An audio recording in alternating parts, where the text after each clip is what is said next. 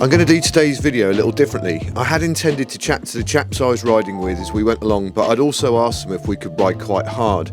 I wanted to see if we could average 25 kilometers an hour, despite the headwind that we had for much of the ride, despite last night's time trial, despite having over 1,000 kilometers in my legs over the last 3 weeks, and despite being pretty tired.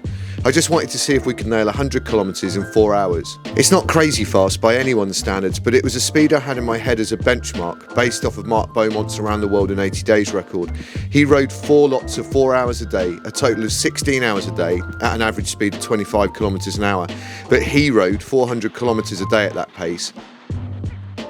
I'm beginning to get a little bit closer to truly understanding what a phenomenal feat that man and his team achieved. But what Mark didn't have in his record-breaking challenge was Andy in the stripy jersey and Stefan with the massive beard towing him around, sitting on the front the whole way and marshalling corners for me so I could ride through without having to slow down or stop. He wasn't allowed anyone on the front or to draft off of, but I did. I sat on these two heroes' wheels the whole day, chatting when I wanted to, or alone with my own thoughts when I didn't. Andy and Steph didn't know each other until yesterday. Other than the bike and myself, they had little in common, different backgrounds, experiences and lifestyles, but once they started chatting, they realised there was common ground. There always is, isn't there? People they knew, or places they'd been to, or things they'd seen, or food they liked.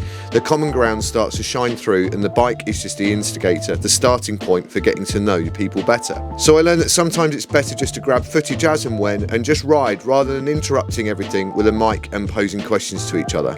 I learned that when a helicopter checking the power lines flies really low overhead, and you're riding on bumpy farm roads, it feels like you're in the Tour of Flanders. I learned that I need to know the route better, rather than just relying on my Garmin map as we had to make the route up. Again. I learned, again, that power meters aren't comparable.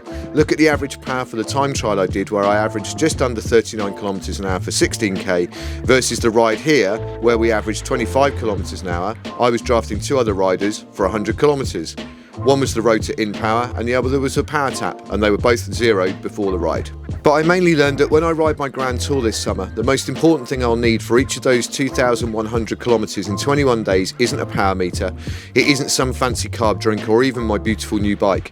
It's going to be mates, because quality mates equal quality miles, and they seem to pass easier and faster. So thank you, chaps. With that in mind, if you fancy joining me on my journey, please like this video, give it a thumbs up and leave a comment. Subscribe below and hit the notifications bell. If you fancy literally joining me on this journey and help me raise £5,000 for the breast cancer support unit in Bristol this summer, please click on the Just Giving page below. Oh, and please consider sharing this video and channel to anyone you think's interested too. See you tomorrow. Love you.